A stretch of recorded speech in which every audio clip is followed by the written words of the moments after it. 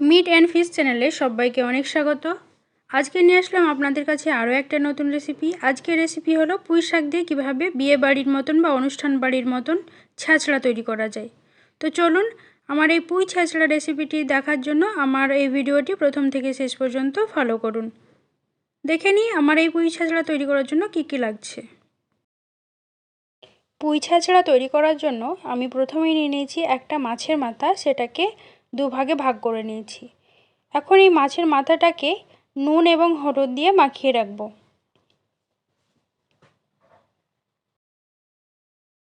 কড়াইয়ে তেল গরম করে মাছের মাথাটাকে খুব ভালো করে কড়া করে ভেজে নেব। এইখানে আপনাদের কাছে একটা ছোট্ট অনুরোধ, আপনারা প্লিজ আমার এই চ্যানেলটিকে সাবস্ক্রাইব করে পাশে থাকবেন, ভালো লাগলে লাইক দেবেন আর কমেন্টের মাধ্যমে জানাবেন। আর আপনারা এটাও জানাবেন যে পরবর্তীতে আপনারা কীরকম রেসিপি চান। এখানে আমার মাছের মাথাটা ভাজা হয়ে গেল, দেখতেই পাচ্ছেন কতটা ভেজেছি। ওই তেলেই আমি কিছু ডালের বড়ি নিয়েছিলাম, সেই বড়িগুলোকে ভেজে নেব। এটাও লালচে করে ভেজে নিতে হবে।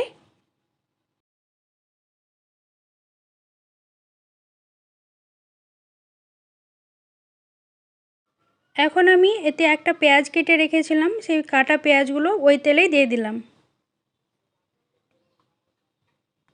পেঁয়াজটা 1 মিনিট ভেজে নেওয়ার পরে এই পেঁয়াজ সমেত তেলেই দিয়ে দেব একটা তেজপাতা আর এক টুকরো দারচিনি।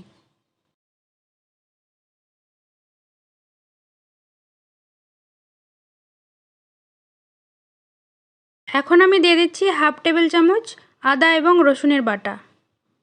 আদা রসুন বাটা দিয়ে দেওয়ার পরে খুব ভালোভাবে একবার নেড়ে চেড়ে নিতে হবে।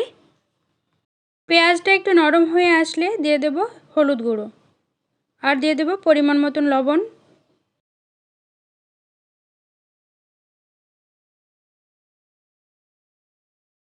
অন্যদিকে আমি কুমড়ো আর আলু কেটে রেখেছিলাম, ভালো করে ধুয়ে রেখেছি। মোটামুটি একটা সাইজের, খুব ছোট নয় খুব বড়ও নয়, ওই রকম সাইজ করে কেটে নিয়েছি। এখন মশলাযুক্ত এই পেঁয়াজে প্রথমে আলুটা 1 মিনিট ভেজে নেব। 1 মিনিট ভেজে নেওয়ার পরে এর সঙ্গে কুমড়োটা অ্যাড করব।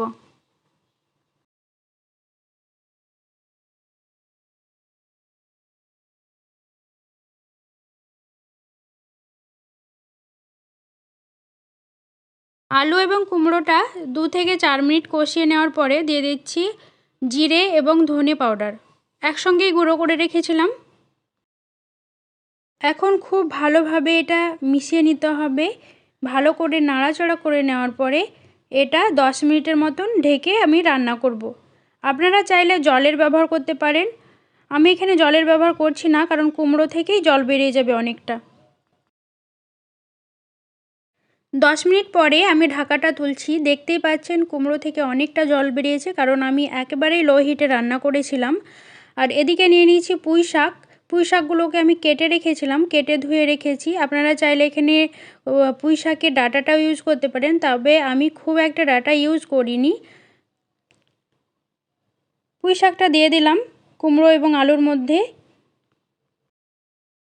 পুঁই শাকটা দিয়ে দেওয়ার পরে খুব ভালোভাবে আলু এবং কুমড়োর মধ্যে মিশিয়ে নিচ্ছি।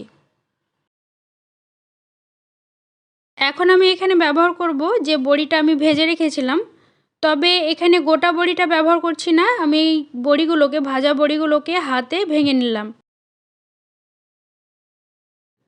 বড়িগুলো দিয়ে দেওয়ার পরে যে মাছের মাথাটা আমি ভেজে রেখেছিলাম, সেই মাছের মাথাটা দিয়ে দেব। মাছের মাথাটা দিয়ে দেওয়ার পরে খুব ভালোভাবে এটাকে নেড়ে নেব এবং যে মাছের মাথা, ভাজা মাছের মাথাটাকে ভেঙে দেব খুন্তির সাহায্যে। খুব ভালো করে আবারও মিশিয়ে নিতে হবে খুন্তির সাহায্যে, এদিক ওদিক নেড়ে চেড়ে।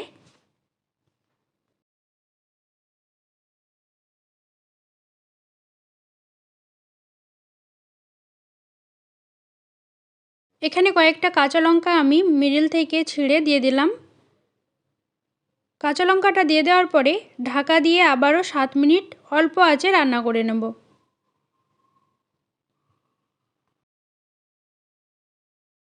তো ঢাকা তুলে নিয়েছি, দেখতেই পাচ্ছেন খুব সুন্দর একটা ছ্যাঁচড়া তৈরি হয়েছে, যেটা যে কোনো অনুষ্ঠান বাড়িতে ব্যবহার করা যেতে পারে। এবং এই পদ যদি আপনি রান্না করে খান বাড়িতেই, তাহলে মাছ মাংসের কোনো প্রয়োজন হবে না।